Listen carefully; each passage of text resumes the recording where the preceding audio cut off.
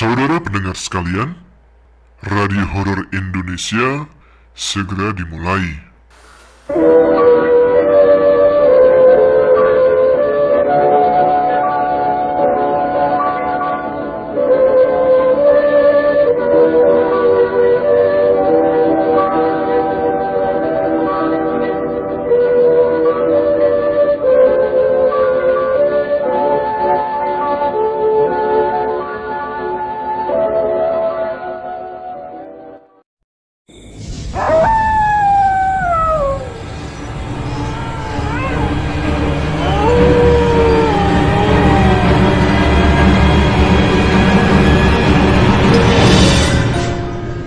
Assalamualaikum warahmatullahi wabarakatuh. Jumpa lagi dengan saya Tama. Dan kali ini dalam segmen Radio Horor Indonesia. Bagaimana kabar kalian? Semoga selalu diberikan kesehatan dan juga rezeki yang cukup. Kita jumpa lagi di segmen Radio Horor Indonesia yang kembali hadir menemani malam Jumat kalian. Nah, seperti biasa, dalam segmen Radio Horor Indonesia ini saya akan membacakan beberapa cerita horor untuk teman-teman Ada Apa Gerangan. Bagi teman-teman yang ingin ikut membagikan cerita atau pengalaman mistisnya, bisa dikirimkan ke email kami adapagerangan20@gmail.com atau DM ke Instagram kami @aagchannel. Tentunya ke nomor WA juga. Pokoknya semuanya sudah saya cantumkan di kolom deskripsi ya. Oke, langsung kita mengawali segmen RHI FM malam ini. Kali ini ada sebuah cerita yang dikirimkan oleh Bang Randy yang ada di Yogyakarta. Jadi Bang Randy ini mengalami sebuah kejadian yang ganjil ketika sedang mancing berdua bersama temannya di sebuah hutan mangrove. Nah, pengalaman ganjil seperti apa yang dialami oleh Bang Randy serta temannya itu? Langsung kita simak saja. Teman-teman Ada Apa Gerangan, ceritanya mulai dari sini.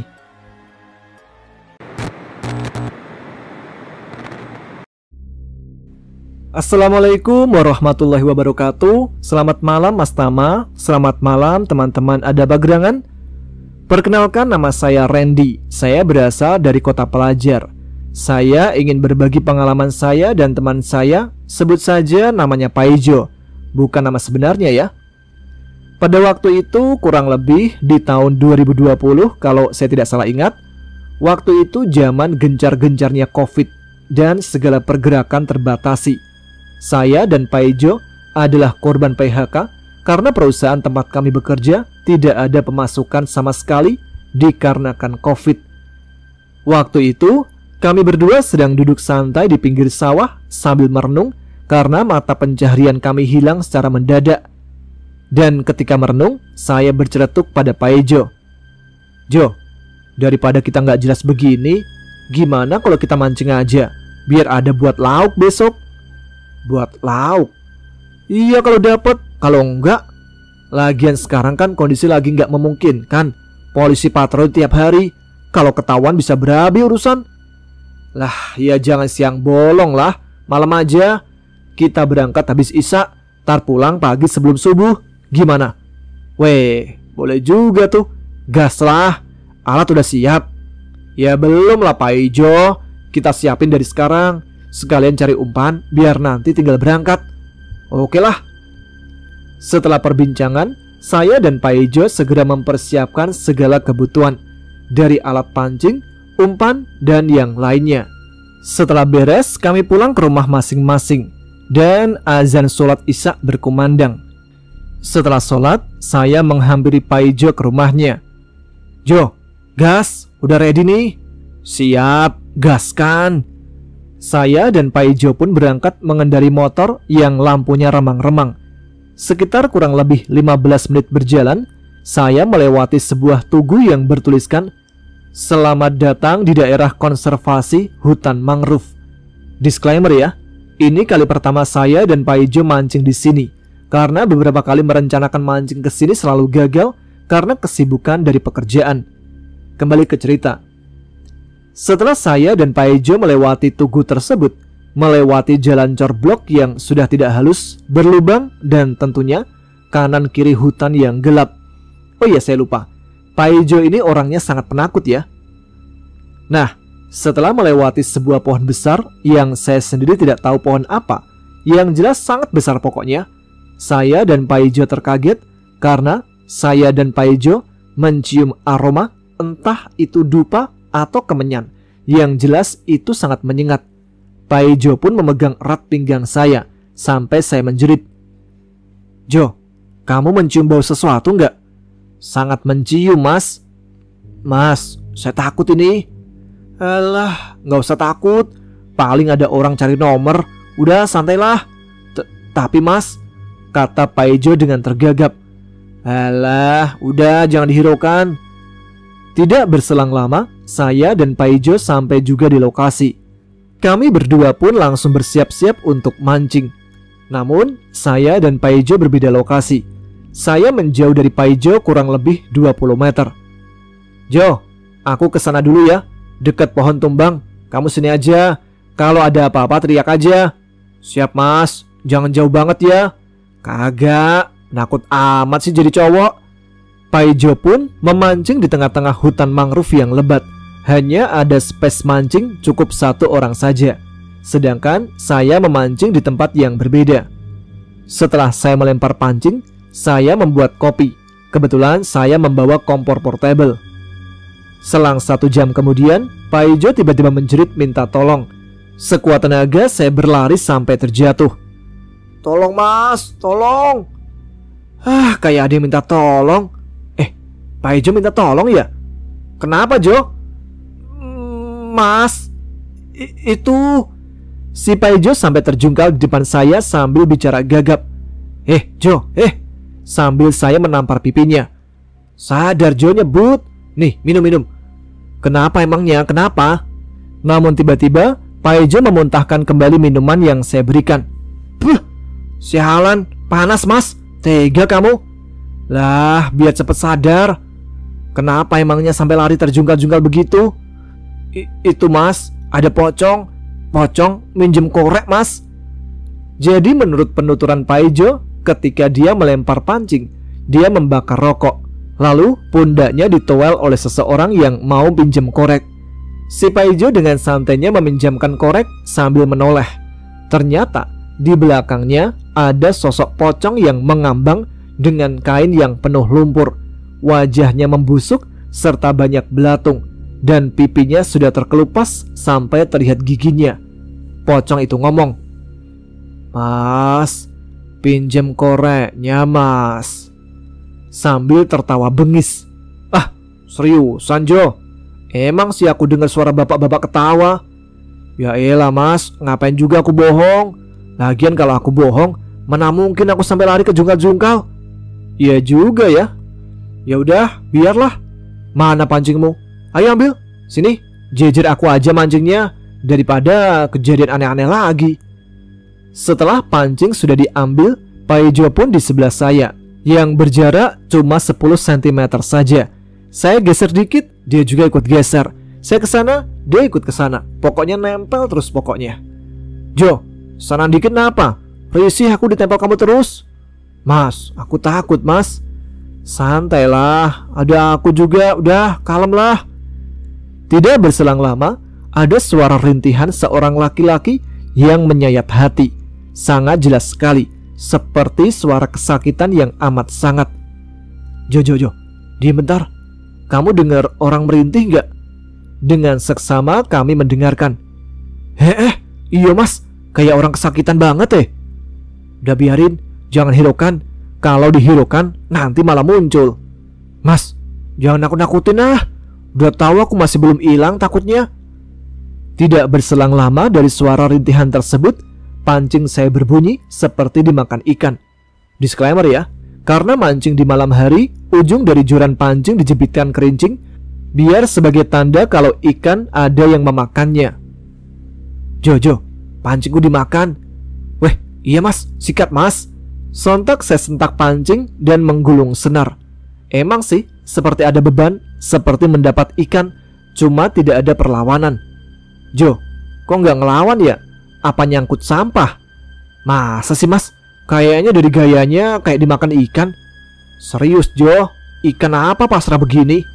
Coba seret sampai pinggir mas. Setelah saya gulung dan hampir di pinggiran, saya angkat dan dari kejauhan saya sudah curiga.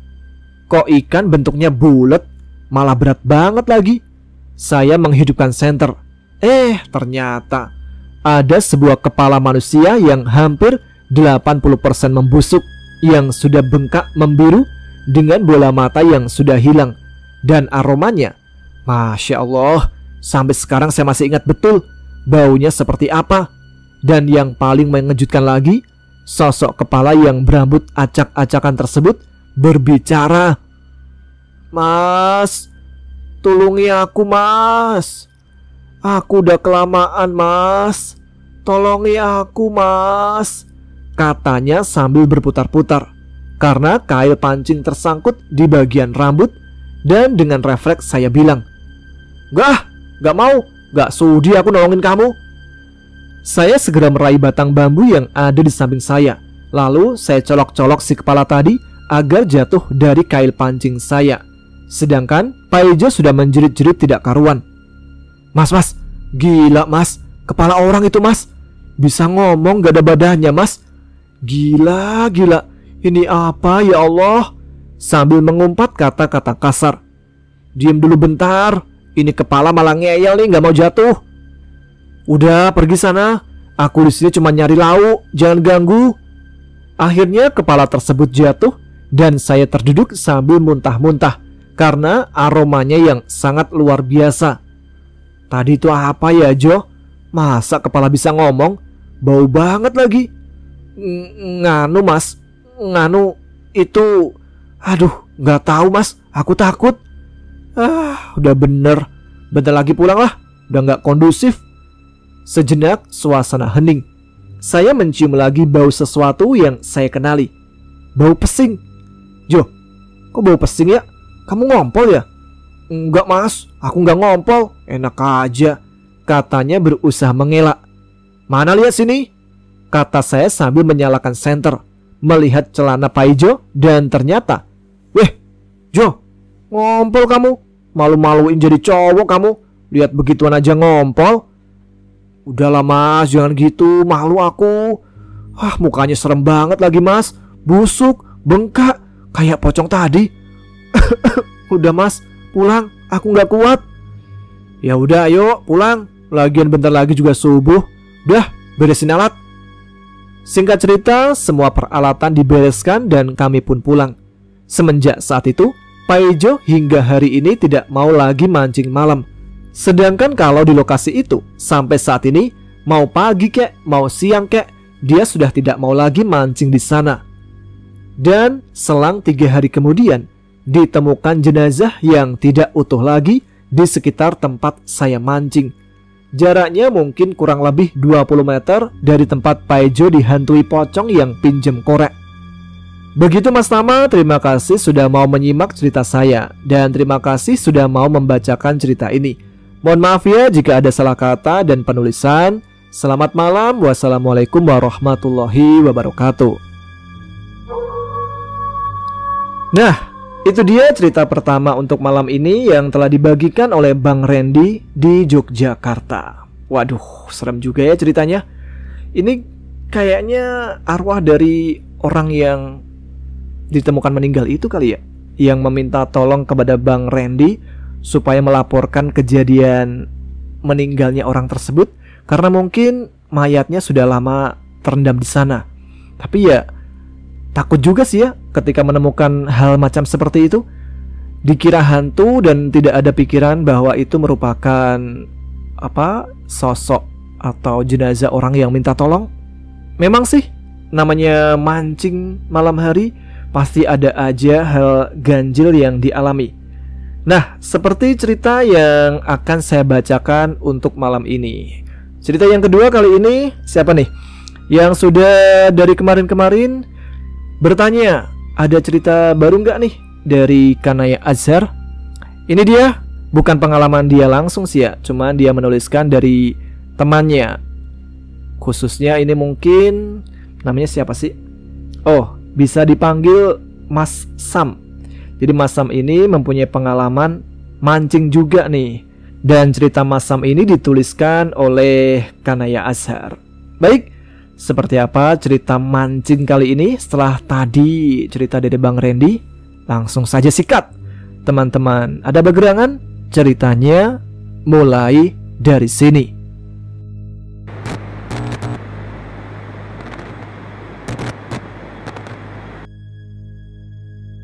Kejadian ini terjadi di sekitar bulan November 2018. Bermula pada hari Sabtu siang ketika saya pulang sekolah. Waktu itu saya masih sekolah SMK kelas 3. Oh ya lupa, perkenalkan panggil saja aku Sam. Bukan Samsul atau Samsudin ya, Sam aja pokoknya. Ketika itu saya sedang berjalan pulang dari sekolah. Kebetulan jaraknya lumayan dekat, bisa ditempuh dengan berjalan kaki. Sesampainya di rumah, saya melihat ada mobil yang terparkir di sebelah rumah paman saya. Oh iya, jadi rumah saya itu bersebelahan dengan rumah paman saya. Tanpa pikir panjang, saya menghampiri ke rumah paman karena saya tahu itu mobil siapa, yaitu mobil Kang Jaka. Ada Kang Jaka. Kemana aja Kang? Baru kelihatan. Biasalah Sam, sibuk sama kerjaan. Kamu baru pulang sekolah ya? Iya nih Kang, baru nyampe. Oh iya Sam, besok ada acara nggak? Enggak sih Kang, derita jomblo, paling cuma rebahan doang di kamar. Kalau gitu, mau ikut nggak kita mancing sidat ke muara sungai di pesisir pantai selatan? Emang siapa aja yang ikut? Ada Akang, pamanmu, sama Mang Dedi. Kalau mau, tar malam kita berangkat. Wah, kalau gitu saya ikut Kang. Belum kelar saya melanjutkan pembicaraan, sudah disahuti oleh paman saya dari belakang. Ikut, sono, bilang dulu sama mamahmu. Tar paman disalahin lagi kalau kamu pergi nggak bilang-bilang. Iya paman, saya pasti minta izin kok. Oh iya paman, sekalian ajakin Asep boleh nggak? Biar ada teman ngobrol. Ya kalau dia mau ajak aja. Toh mobil juga masih kosong. Oke siap. Setelah itu saya pun pulang untuk berganti baju sama minta izin pada mamah mau berangkat mancing bersama Kang Jaka dan paman saya. Dengan bujukan dan rayuan, akhirnya mama pun mengizinkan. Setelah makan, saya pun berangkat menuju rumah Asep. Kebetulan rumahnya nggak jauh-jauh amat dari rumah saya. Sesampainya di rumah Asep, terlihat dia sedang memberi makan burung peliharaannya sambil bersuit-suit. Langsung kuhampiri sembari saya mau mengagetkannya. Woi, Sep, kadal. Oh, si Dudun, kampret lu Sam. Untung sangkar burungnya nggak gua lempar. Lihat noh, burung gua sampai jantungan. Lah, sejak kapan burung jantungan? Tadi pas lu kagetin burung gua langsung salto gitu kok. Bisa aja lu Sep. Lu mau ngapain kemari? Mau minta sumbangan ya? Si anjir kalau ngomong tuh udah kayak emak-emak komplek aja lu. Terus mau ngapain kesini? Ntar malam mau ikut mancing gak? Besok paling balik lagi. Oke deh, gue ikut. Kebetulan gue lagi gabut nih. Ya udah, ntar maghrib ke rumah gue ya, sekalian bawa peralatan. Sip. Siang pun merangkak ke sore. Terdengar suara azan maghrib dari masjid. Saya pun berangkat ke masjid untuk melaksanakan kewajiban sebagai seorang muslim. Setelah melaksanakan sholat maghrib, saya bergegas untuk menyiapkan peralatan tempurku. Ya, kalau pemancing udah tau lah, dari joran, mata kail, umpan, dan sanak saudaranya. Tidak lupa juga saya memakai jaket yang agak tebal, biar bisa menghangatkan saya dari dinginnya malam, seperti sikap dia yang dingin kepadaku. Tidak lupa meminta izin lebih dahulu kepada orang rumah, terlebih pada mamah. Setelah siap semuanya, saya pun bergegas menghampiri rumah paman. Terlihat Asep, Mang Dedi, Kang Jaka bersama paman saya sudah berkumpul. Setelah mempersiapkan semuanya dan sudah lengkap apa yang harus dibawa, kami pun bersiap-siap untuk berangkat. Oh ya, umpan yang kami pakai itu adalah usus ayam mentah dan cacing yang gede-gede. Tidak ketinggalan juga perbekalan makanan dan minuman untuk kita para pemancing. Setengah 8 malam, kami pun mulai berangkat melewati jalan pedesaan menuju jalan provinsi membelah gelapnya malam. Setengah perjalanan kami pun melewati hutan yang cukup lebat. Sedikit ngeri, Apalagi melihat batang-batang pohon dan tingginya semak belukar di kanan kiri jalan, seperti melewati terowongan labirin tak berujung. Tak satu pun kami bersinggungan dengan pengendara lain. Mungkin mereka lebih memilih jalan yang lebih ramai daripada harus memilih jalur alternatif melewati hutan yang kami lalui sekarang ini. Terlihat di kanan jalan seperti bayangan-bayangan sosok yang berdiri tegak. Mungkin itu pohon, bisa jadi karena sorot lampu mobil. Entahlah, saya berpikir positif aja dan menjauhkan pikiran buruk saya. Terdengar paman memecah keheningan malam dengan memulai sebuah percakapan dengan Kang Jaka, biar suasana tidak terlalu monoton dan biar tidak mengantuk ketika mengendarai kendaraan beroda 4 ini. Jak, gimana kerjaan? Rame? Alhamdulillah Mal, bulan ini banyak sekali petani yang memanen hasil kebunnya. Yang saya tahu Kang Jaka ini bekerja sebagai seorang pengepul sayuran. Tugasnya mengantar sayuran dari desa menuju ibu kota. Terus kapan nih mau kawin? Boro-boro mau kawin Mal, pasangan juga nggak ada. Bohong paman, minggu kemarin aja Kang Jaka jalan tuh sama janda kampung sebelah. Ucap saya memotong percakapan mereka. Bocah semprol, nyerobot aja. Itu Akang cuma nganter tahu. Dia minta tolong antar ke rumah kakaknya di kampung sebelah. Lah, nggak apa-apa kan kalau emang iya? Ucap Mang Dedi sambil tertawa. Iya juga sih. Cuman banyak saingannya. Banyak pemuda, duda, ataupun bapak-bapak yang udah punya bini juga masih aja ngelirik. Loh, kok malah jadi panjang gini ngomonginnya? Kami pun tertawa bersama. Terlihat Kang Jaka jadi salah tingkah. Setelah sekian lama tidak terasa kami pun sudah keluar dari lebatnya hutan dan mulai memasuki pemukiman warga yang lumayan padat penduduk. Pukul 10 malam kami pun tiba di tujuan. Kang Jaka memberhentikan laju mobil di sebuah warung kecil di pinggir jalan. Terdengar deburan ombak yang tak saya sadar, ternyata posisi kami dekat pinggir pantai. Terlihat air ombak yang bergulung-gulung. Yuk turun, udah sampai nih, ucap Kang Jaka. Akhirnya nyampe juga. Pegel-pegel badanku. Woi Sep, bangun woi, udah sampai kita. Molor mulu lu. Nyampe ya? Ucapnya sambil menggeliat dan mengusap sudut bibirnya yang dari tadi sudah mengalir mata air. Lah, kok mana sungainya? Bukan di sini, tapi di ujung kampung. Kita jalan ke arah barat 15 menit, baru sampai ke sungai, kata paman sambil melangkahkan kaki menuju warung. Terlihat ada seorang bapak-bapak yang sedang menunggu warungnya. Kemungkinan usianya sekitar 50 tahunan. Pak, kopi 5 ya pak, ucap paman sambil duduk di tempat yang disediakan. Siapa? Ditunggu ya.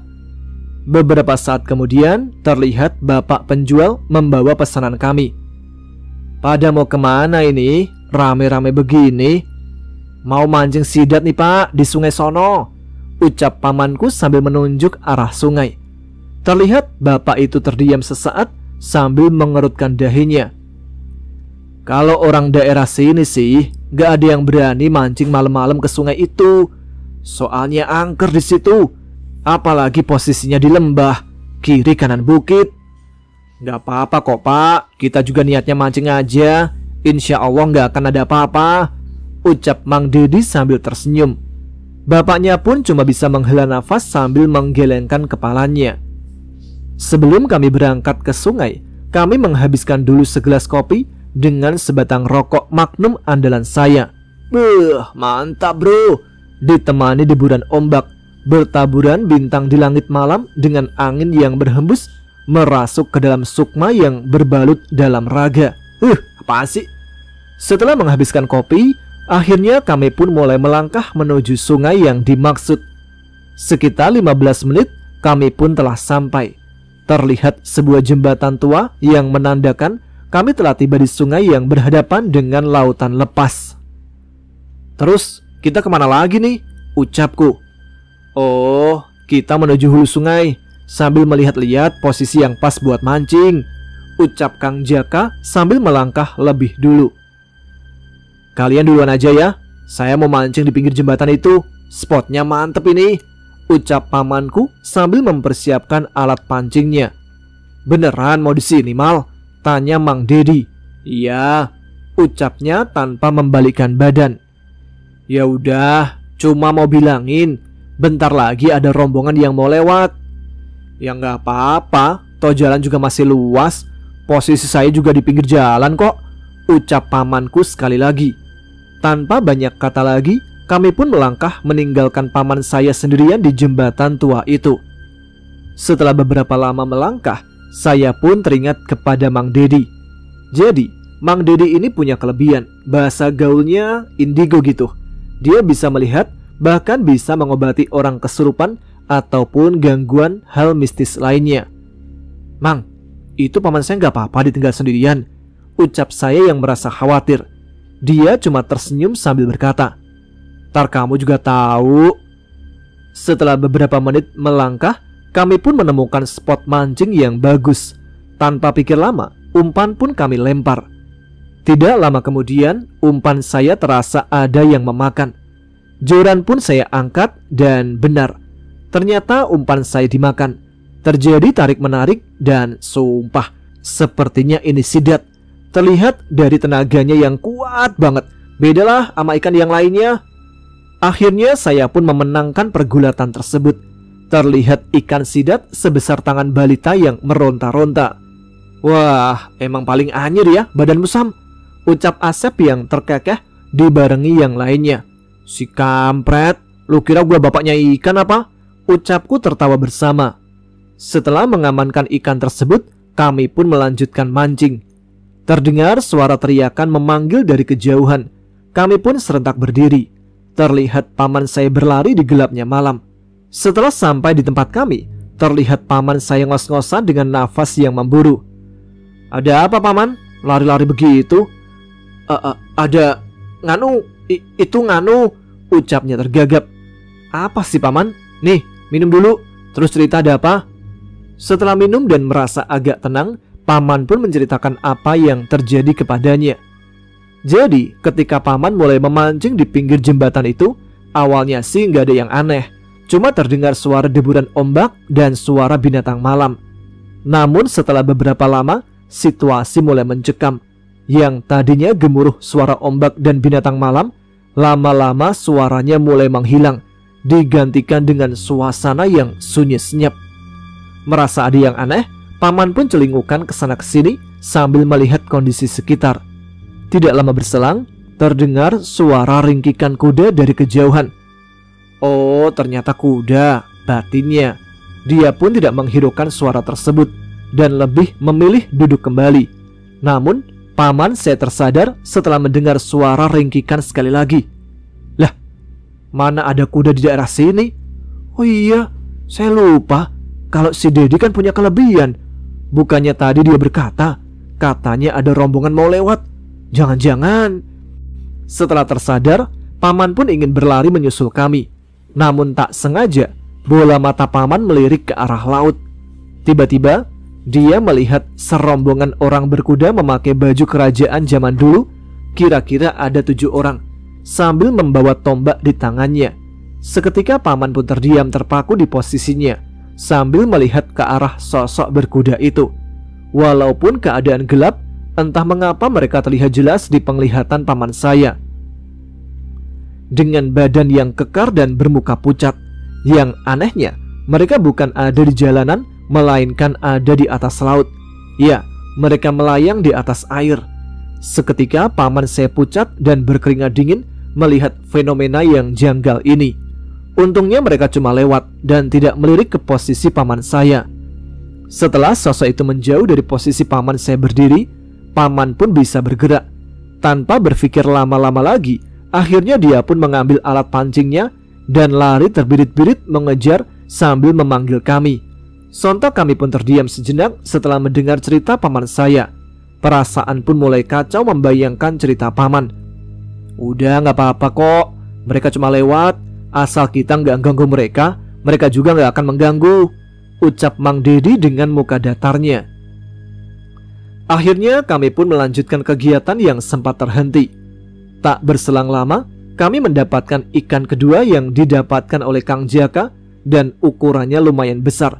Lebih besar dari yang saya dapatkan. Mungkin ada kali 1 kilogram.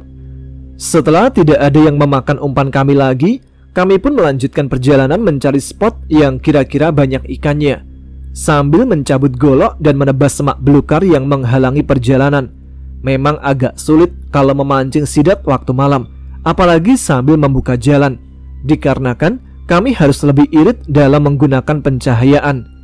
Katanya sih, ikan sidat di alam lebih sensitif akan cahaya, apalagi kalau menyorot air sungai langsung bisa kabur ke sarangnya. Dan beberapa jenis ular juga kalau melihat cahaya akan menghampiri arah cahaya tersebut, misalnya ular welang dan ular weling. Setelah berjalan masuk hutan di pinggir sungai itu, serentak mereka terdiam sejenak. Saya yang kala itu di posisi paling belakang, berjalan sambil menunduk menabrak punggung Asep yang berada di depan saya. "Kenapa berhenti, Sep?" "Ada itu sambil menunjuk ke arah depan. "Apaan sih? Ita itu. Gak jelas banget."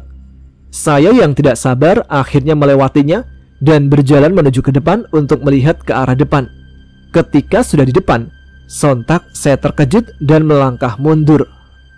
Terlihat ada sosok besar berwarna hitam, tingginya sama dengan pohon di sekitar, bermata merah menyala, memiliki 2 tanduk di kepalanya, serta mengeluarkan geraman yang entah apa itu, soalnya suaranya tidak jelas. Sosok itu melotot ke arah kami, seakan-akan marah dan menyuruh kami untuk tidak melanjutkan perjalanan. "Itu apa, Mang Dedi?"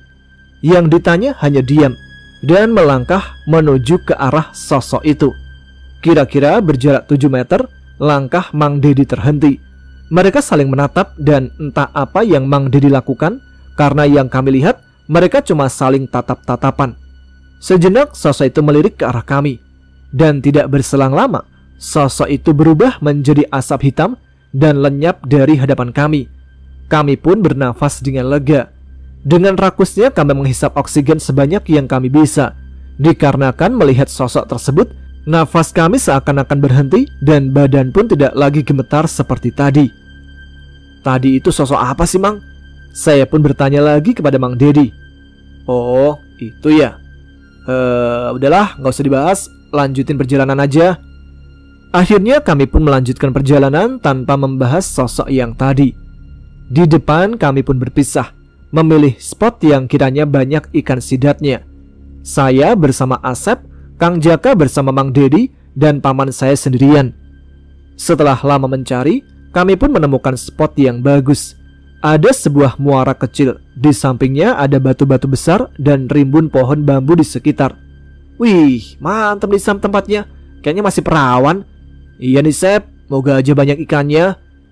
Kami pun bergegas menghampiri tempat tersebut dan mulai menyiapkan umpan kami. "Oh ya Sam, tadi sosok apa ya? Serem banget sih," ucap Asep memecah keheningan di antara kami. "Gak usah dibahas Sep, ingat kita ini cuma berdua. Kalau sosoknya nyamperin gimana?" "Hehe, iya juga ya." Kami pun terdiam kembali dan fokus melihat jurang. Tiba-tiba saya mencium bau yang sangat menyengat seperti bau bangkai. "Sep, lu nyium sesuatu nggak? Kayak bau bangkai gini." Tapi yang ditanya hanya nyengir kuda sambil mengangkat jari tengah dan telunjuknya. Gua kentut dikit," ucapnya. "Kadal, anak haram," umpatku yang mengeluarkan semua pembendaharaan kata binatang yang saya punya, sambil ku tendang pantatnya saking kesalnya. Dia cuma tertawa terbahak melihatku yang marah dan kesal. "Udah Sam, lu bahagia banget nyium kentut gua," ucapnya yang kulirik dengan tajam. "Nenek lu ditato, gua marah dibilang bahagia. Emang dasar kampret lu." Tidak lama dari itu, seketika keadaan menjadi sunyi dan semilir angin menerpa wajah saya yang membuat badan berdesir dan bulu kuduk berdiri. "Sep, kok suasananya jadi gini ya? Perasaan gua kok nggak enak." "Alah, perasaan lu aja kali. Udah, kita fokus mancing aja." Tercium kembali aroma bau amis disertai bau bangkai dan aroma bunga yang menusuk penciuman. Sontak kupukul kepala Asep. "Lu apa sih Sam? Jangan bilang ya kalau lu kentut lagi." "Kapan anjir? Tadi doang perasaan." "Ngibul aja lu, banyak alasan. Serius, cuma tak... Ucapannya terhenti ketika melirik ke arah saya. Terlihat dia terbelalak dengan mulut yang menganga, mata melotot dan muka menjadi pucat dengan keringat seketika membasah wajahnya. Lu ngapa, Sep? Ekspresi lu kayak orang lagi lihat demit. Dia cuma terdiam sambil menunjuk ke arah belakangku. Dengan rasa yang gusar dan detak jantung yang berlomba, saya pun membaringkan diri menoleh ke arah telunjuk Asep. Sontak saya pun terbelalak. Nafas seakan berhenti dengan badan yang gemetar dan peluh mulai membanjiri wajah. Terlihat sosok bergamis putih duduk di atas batu di belakang saya, dengan wajah hancur dipenuhi dengan koreng dan nanah yang mengalir dari atas kepalanya, yang mengeluarkan bau busuk menyeruap ke indera penciuman. Ditambah perutnya itu bolong dengan belatung yang menggeliat-liat berjatuhan. Badan pun terasa terpaku tanpa bisa berkedip. Kupandangi sosok mbak-mbak tersebut. Badan pun terasa lemas, seakan tidak memiliki tulang. Di ujung kesadaranku yang mulai meredup, Asep dengan sigap menarik badanku untuk berlari. Ayo, lari nyet, lu mau dimakan sama dia. Sontak saya pun tersadar dan ikut berlari mengikuti Asep dari belakang. Sesekali saya menengok ke belakang, memastikan kalau mbaknya sudah tidak mengikuti kami. Alhamdulillah, ternyata dia tidak mengikuti kami. Terlihat sosok itu tersenyum mengerikan dan menghadap ke arah kami yang sedang berlari. Sep, dia nyengir Sep, dia nyengir. Bodoh amat bangsat, gua nggak ngurusin. Ayo cepetan lari. Kami pun lari terbirit-birit menjauhi sosok tersebut. Tidak kuhiraukan duri dan batu tajam yang melukai kaki kami. Setelah beberapa lama kami berlari dalam kegelapan malam, kami pun menabrak seseorang hingga kami pun terjatuh bersama, yang ternyata mereka adalah Mang Dedi dan Kang Jaka. Kalian ngapain sih lari-lari? Mana nabrak lagi? Untung nabrak kami. Coba kalau masuk jurang, bisa-bisa 7 hari dapat nasi kotak ini. Ayo sini, kalian cerita ada apa? Udah kayak dikejar anjing aja kalian ini, ucap Mang Dedi sambil memberikan air minum pada kami. Itu Mang, ada itu Miyabi, ucap Asep dengan nafas yang tersedak-sedak.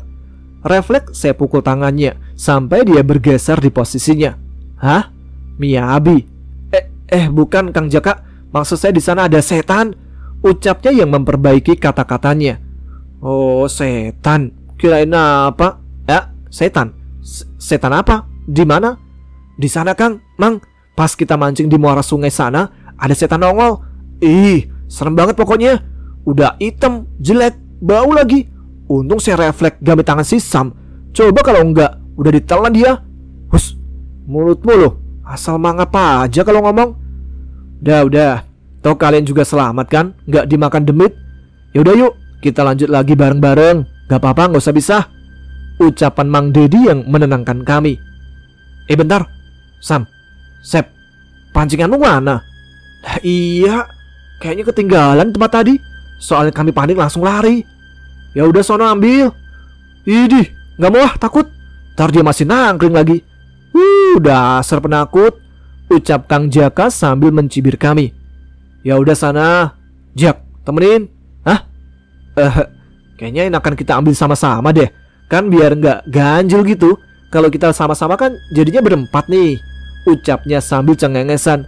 Alah, gayamu Kang bilang aja takut. Udah yuk kita ambil. Malah pada ngoceh. Akhirnya kami pun mengambil alat kami yang sempat tertinggal. Sesampainya kami di sana, sosok yang tadi sudah tidak ada lagi. Mungkin dia malu kali ya, lihat kami rame-rame. Kesannya kayak mau dikeroyok aja. Setelah mengambil alat pancingan kami pun segera melanjutkan aktivitas memancingnya. Belum sempat kami melangkah jauh, terdengar suara panggilan paman saya dari belakang. Woi, tungguin! Terlihat paman saya menghampiri kami sambil menantang ikan yang cukup besar di tangannya. Widih, mantep. Diam-diam udah nenteng ikan aja nih orang, ucap Kang Jaka sambil tersenyum sumringah. Masa iya? Kalau dapat langsung teriak-teriak kayak di TV aja, timpal Asep sambil tertawa. Emang bener ya kalian berdua, badannya anyir kayak sidat, ucap Mang Dedi sambil tertawa. Itu mah bukan anyir Mang, tapi rezeki anak soleh. Lah, Aku juga kan soleh, sering ikut pengajian malahan. Asep pun tak mau kalah. Lah lu Masep, orang-orang ngaji lu malah molor. Giliran datang makanan, paling pertama lu. Belum juga piring nyentuh ubin, udah habis aja dimasukin sarung. Kami pun tertawa serentak, sedangkan Asep hanya nyengir saja. Berhenti, potong Mang Dedi dengan muka serius. Yang tadinya riuh dengan gelak tawa seketika terdiam.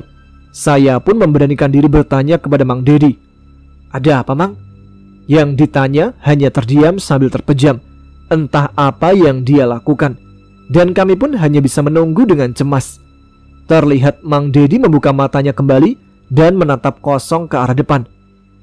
Balik yuk. Lah, kok balik sih, Dad?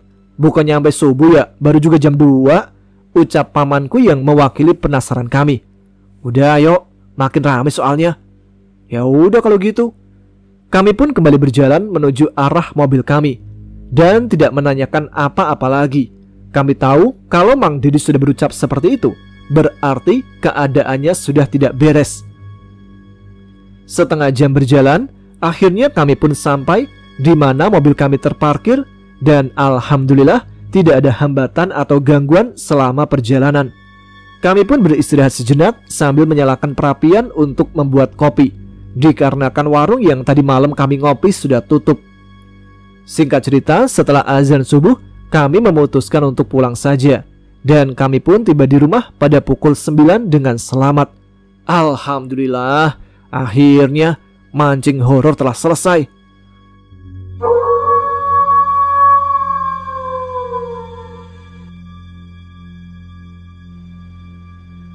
Oke, itu dia cerita yang kedua untuk malam hari ini. Wah, kayak kenal di tempat yang dimaksud.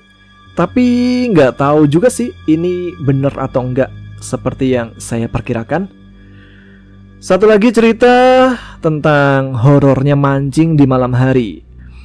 Nah, untuk yang ketiga, untuk cerita yang ketiga Radio Horor Indonesia malam ini tentang mancing lagi nggak nih? Oh enggak.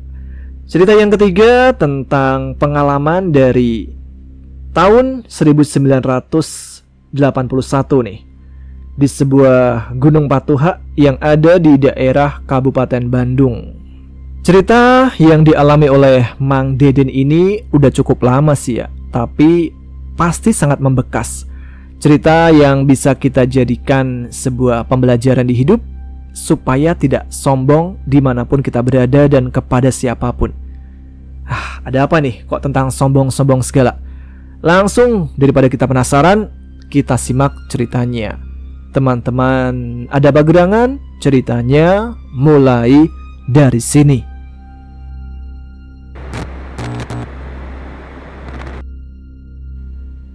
Ini adalah pengalaman sejati yang tidak akan pernah Mamang lupakan. Tentang kesombongan. Iya, benar. Di alam terbuka, jangan sesekali mempunyai sifat ojo dumeh atau merasa bisa atau sombong, karena kita sedang berhadapan dengan kekuasaan Allah Sang Maha Pencipta. Dari pengalaman ini, aku mendapatkan pelajaran berharga, yaitu harus selalu rendah hati dan jangan merasa bisa. Suatu ketika, aku jalan-jalan ke salah satu afdeling di perkebunan Patuha. Di sana ada satu keluarga pemetik teh yang sudah sangat kukenal, bahkan sudah kuanggap sebagai keluargaku sendiri. Setelah ngobrol berlama-lama, aku berniat pulang karena waktu menunjukkan pukul 2:45 siang. Mang, besok aja atuh pulang mah. Subuh aja dari sini, ikut mobil kebun yang ke arah Ranca Bali, jadi jalannya deket aja. Mang Ajit menyarankan. Saya mau lewat kawah aja Mang, nerobos hutan, jadi keluar di alam endah, jawabku sambil menyiapkan daypack. Ih, jangan atuh, melang, nanti malah kemalaman di hutan, berabe, kata Cek Rukiah, putri dari Mang Ajit. Moal Cek, saya kan hafal jalan di hutan itu. Biasanya juga cuma 1 jam udah sampai Punceling. Enteng Cek, jawabku yakin. Usaha mereka menahanku tidak kuhiraukan. Aku berpamitan lalu langsung bergegas menuju Kawah Putih melewati kebun Barusel. Tahun 1981, Kawah Putih belum seperti sekarang. Lahan yang menuju ke mulut kawah hanya lapangan rumput kecil dan sekelilingnya masih hutan. Tiba di kawah, waktu menunjukkan pukul 4 sore. Berdasarkan hitungan, bila jalan dengan cepat ditambah medan menurun, maka dalam waktu 1 jam sudah sampai. Berarti pukul 5 sore sudah tiba di Punceling. Telat-telatnya ya setengah 6 sore lah. Sedangkan angkutan ke Ciwidey masih ada dari terminal Baru Tunggul. Begitu perhitunganku. Mulailah aku masuk ke hutan. Jalan setapak yang cukup lebar dan menurun mendorong langkahku dengan lancar. 3 patok sudah aku lewati. Aku terus melangkah mengikuti jalan setapak yang memang cuma ada 1. Sinar matahari sore masih menerangi jalan setapak yang bergerak menurun ke arah timur laut. Patok ke-6 ku lewati. Suasana sudah mulai remang. Masih lumayan jauh. Ku keluarkan senter. Patok ke-7 lewat. Tapi sinar matahari yang aku harap dapat menerangi jalan semakin redup. Keringat sudah membasahi tubuhku. Kulihat jam. Ternyata sudah pukul 5 lebih 45 menit. Lah, kok belum sampai juga? Ku percepat langkah, hampir setengah berlari. Tapi hingga pukul 6 lebih 30 menit, patok ke-15 belum tercapai. Dari patok 15 hutan terlewati, hanya tinggal melewati jajaran pohon pinus. Sampailah di danau kecil yang posisinya terletak di ujung kampung Punceling. Tapi buru-buru patok 15, patok ke-8 belum aku jumpai. Mulai ada rasa panik, tapi aku tekan. Aku berhenti sejenak melihat sekitar dengan diterangi senter. Lokasi ini biasanya sudah terlewati dalam waktu sejam, tetapi kenapa aku masih di sini? Iseng, ku keluarkan secari kain berwarna jingga yang selalu kusiapkan di daypackku bila masuk hutan. Ku ikatkan di ranting pohon untuk kujadikan tanda. Lalu, setelah nafasku tidak memburu lagi, aku mulai jalan dan waktu sudah menunjukkan pukul 7 malam. Senter ku arahkan ke depan untuk menerangi jalan. Lalu perlahan ku susuri kembali jalan menurun. Setelah berjalan cukup lama di kegelapan hutan, kulihat jam pukul 8 lebih 5 menit. Dan ketika aku sorotkan senter ke sekitar, astagfirullah, ternyata aku sedang berdiri di sebelah carikan kain yang aku ikatkan tadi. Aku terhenyak kaget. Tubuhku langsung lemas sehingga aku langsung duduk menatap carikan kain. Ini asli carikan kain yang ku ikatkan tadi, bukan tanda jejak milik orang lain. Kulihat sekitar, hanya kegelapan yang ada. Dan ketika kulihat langit, bintang sangat banyak. Alhamdulillah, cuaca baik dan kabut tidak turun. Aku beristirahat sejenak. Kulihat jam sudah menunjukkan waktu setengah 9 malam. Berarti dari mulut hutan sampai ke sini sudah 4,5 jam. Luar biasa. Orang baru pun kalau jalan lewat hutan ini paling lama 2 jam. Tetapi aku sudah 4,5 jam tapi belum mencapai patok ke-11. Setelah agak tenang, aku mulai jalan lagi. Sudah tidak terburu-buru karena jalannya agak curam. Dan di sebelah kiri jurang kecil yang menganga. Aku sorotkan senter ke jalan yang bakal kulewati. Dan ketika badan terasa lelah, aku berhenti lagi. Benar-benar lelah. Daypack yang tidak mencapai 2 kg terasa seperti membawa carrier 60 liter. Ku hempaskan tubuh yang sudah bersimbah peluh. Ku soroti lagi sekitarku dengan senter. Badanku sontak terasa lemas. Ternyata aku duduk di sebelah carikan kain itu lagi. Aku langsung menangis. Iya, menangis. Panik, takut, capek, marah membuat aku menangis sesenggukan. Dan saat itulah kesadaranku berkumpul lagi. Ku seka air mata, lalu kukilas balikkan awal perjalananku dari rumah Mang Ajit di Cileer sana. Semua ku ingat-ingat hingga aku teringat pada ucapanku. Moal cek, saya kan hafal jalan di hutan itu. Biasanya juga cuma 1 jam udah sampai Punceling. Enteng cek. Nah ini, kalimat ini rupanya yang membuatku tersesat. Aku sombong, aku merasa mampu. Padahal yang aku hadapi adalah alam yang maha besar. Aku hanya sebutir kerikil, tapi sudah berani berucap seperti itu. Dalam kesendirianku, aku matikan senter. Gelap melingkupiku, tapi sudah tidak kuperdulikan. Aku melihat ke langit dari sela-sela pohon-pohon besar. Lalu aku bicara dalam hati, "Ya Allah yang maha besar, maafkan hamba-Mu yang sombong ini, yang telah menganggap diri mampu menaklukkan kekuasaan-Mu di hutan ini. Ampuni hamba ya Allah. Sekarang aku pasrah kepada kuasa-Mu, namun izinkan aku untuk bisa memperbaiki diri, untuk tidak sombong lagi." Aku kembali menangis. Aku malu kepada diri sendiri karena saat itu aku kena tegur atas kesombonganku. Bukan siksaan berat, hanya sekedar disesatkan di tengah hutan yang biasa aku lewati. Ampun ya Allah. Aku terus bersujud mencium tanah. Aku meminta ampun atas kesombonganku. Dan setelah aku duduk kembali bersandar di batang pohon, tiba-tiba ada suara ranting terinjak. Tidak keras sih, tetapi telingaku bisa mendengarnya. Ku pertajam pendengaranku sambil melihat arah suara itu muncul. Kulihat, astaga, di hadapanku sejarak 6 meteran berdiri dengan gagahnya sang raja hutan, harimau loreng berbadan besar. Aku lemas seketika. Mati aku, hanya sampai di sini umurku. Itu yang muncul di otakku.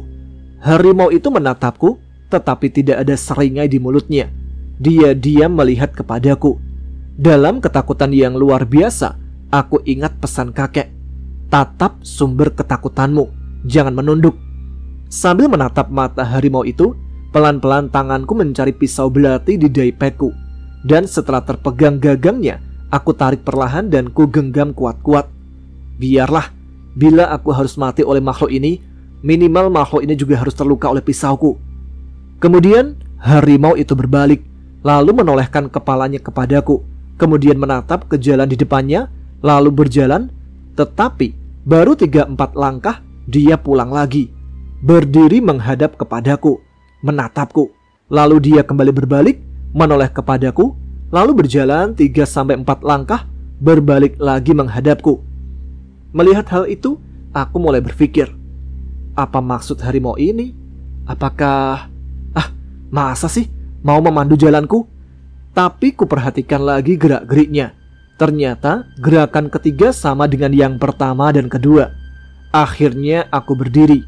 Dan ketika harimau itu berbalik, menengokkan kepalanya lalu mulai berjalan, aku mengikuti dengan takut-takut. Pisau tetap ku genggam erat-erat. Harimau itu terus melangkah dengan jarak tetap dariku. Gerakan ekornya yang menjadi patokanku, dan anehnya, aku bisa melihatnya tanpa senter. Baru aku sadar, senterku tertinggal ketika di tempat dudukku tadi. Tidak kuperdulikan. Aku fokus melihat ekor harimau besar itu. Anehnya, jarak antara aku dengan dia tidak bisa menjadi dekat. Tetap antara 4-5 meteran. Hingga ketika aku melihat lurus ke depan, subhanallah, ternyata aku sudah ada di dekat danau kecil Punceling. Aku sudah melewati jajaran pohon pinus tanpa kusadari.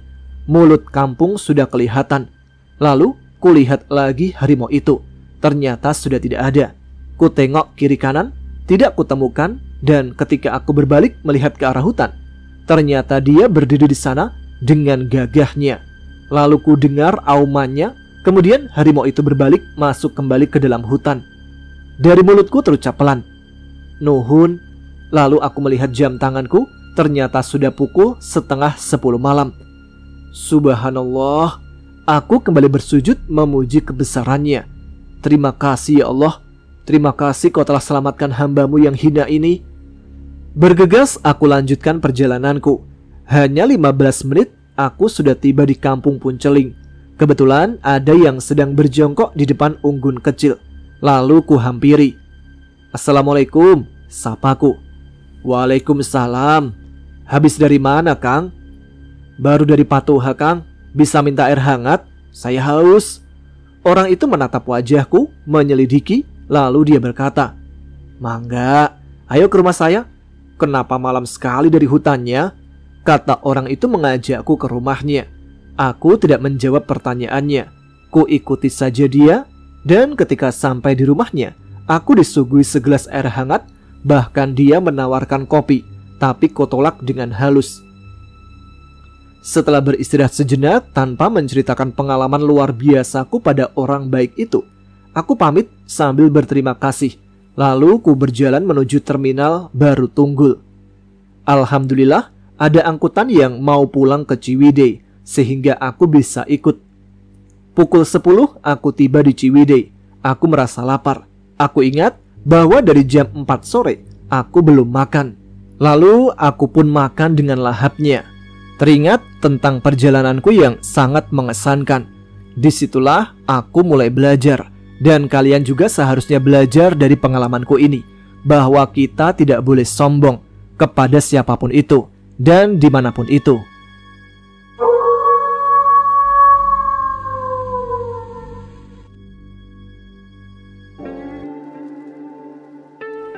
Nah, itu dia cerita mistis untuk malam ini, yang ketiga ya, sekaligus cerita yang terakhir untuk episode RHI FM malam Jumat ini.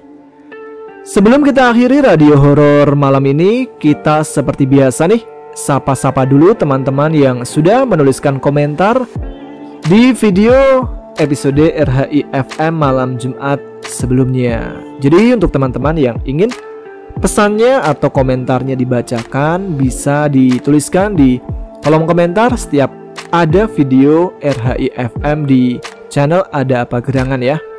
Dan kali ini yang pertama ada Mas Rusman Apa DT dari Kuningan. Kemudian selanjutnya ada Mbak Dewi Zakir di Garut. Lalu ada Gilangku di Magetan, hadir di Sambi jemur gabah. Wih, siang-siang nih berarti nih, kan nggak mungkin ya jemur gabah malam-malam. Lalu ada lagi Kunyilit gitu namanya, dari Makau, hadir juga Mas. Lalu ada Mbak Mimi Susiani yang dari Hong Kong. Kemudian ada Mbak Casmi, waalaikumsalam Bang Tama, mau nitip salam buat semua pendengar AAGC dan salam spesial buat Suhirman di Jakarta. Buat Bang Tama dan buat Bang Tama dan kru sehat-sehat selalu ya. Waduh, siapa nih Suhirman? Kemudian ada Bang Robi Sugara di Ciparai, Bandung. Standby Mas Tama. Siap, terima kasih Mas. Lalu ada Abdullah Sukron dari Klaten, hadir selalu di channel AAGC dengan kopi dan rokoknya. Wih, mantep nih. Lalu ada Mas Riki Siswanto. Kemudian ada lagi dari Sidoarjo, hadir Mbak Aniza. Ada juga Mbak Maya Rusman. Assalamualaikum, salam dari Malaysia. Kemudian ada juga Mas Bandi Tato di Solo. Lalu ada Lindawati 2609. Oh, cuman mau tanya, Mas dan teman-teman Ada Apa Gerangan, warna langit kalau malam itu biru atau hitam? Waduh, pertanyaan random ya ini. Lalu ada Mbak Rosita Ambarwati. Kemudian Sugeng Dalu juga buat Mbak Alexa. Ada Ngecapruk di Sulawesi, Mbak Liza GT5LI, Mas Huda Cahyadi. Lalu siapa lagi nih? Mas Denny Yuniarto di Pon Kabar. Always, selalu nggak pernah never katanya. Sikat malam Jumat. Mantap, ini apa yang disikat ini? Lalu Neng Isma di Indramayu, hadir Mas, salam buat para pejuang NT, semoga sehat selalu. Ada lagi nggak ya? Dari Mbak Mai Agustus maksudnya. Assalamualaikum, selamat malam Jumat Mas Tama. Madura hadir, sehat selalu buat Mas Tama, rezekinya mengalir terus, amin. Terima kasih Mbak Maya. Oke lah, satu lagi dari Mas Jarwo di Purwodadi. Standby Mas. Siap, makasih Mas Jarwo yang ada di Purwodadi. Dan tentu juga buat teman-teman lain yang saat ini sedang menyimak dimanapun kalian berada. Aduh, sampai belibet. Ya udah, karena udah belibet, kita tutup sekarang episode kali ini. Jumpa lagi di RHI FM malam Jumat depan. Makasih untuk teman-teman yang telah menyimak dan bergabung. Oh iya, bagi teman-teman yang mungkin mau bergabung di live TikTok saya, bisa simak. Biasanya itu setiap jam 9 malam. Ya kalau molor-molor sedikit jam 9 lebih 10 lebih 15 menit lah ya. Nanti di sana saya akan membacakan biasanya kelanjutan cerita Sentot yang akan ditayangkan keesokan harinya, atau mungkin bisa diskusi-diskusi tentang hal-hal gaib yang pernah kalian alami, bisa juga di sana. Jadi bisa dicari akun TikTok saya atau akun TikTok Ada Pagerangan di alamatnya @tama_aagc. Gampang kok, Tama_aagc, sambung semua. Ya udah gitu aja. Saya Tama harus pamit. Selamat istirahat untuk teman-teman yang sudah mau beristirahat. Bagi yang mau melanjutkan nonton Timnas, ayo kita nonton bareng. Oh iya, lupa tuliskan komen, tunjukkan eksistensi kalian. Selamat malam. Wassalamualaikum warahmatullahi wabarakatuh.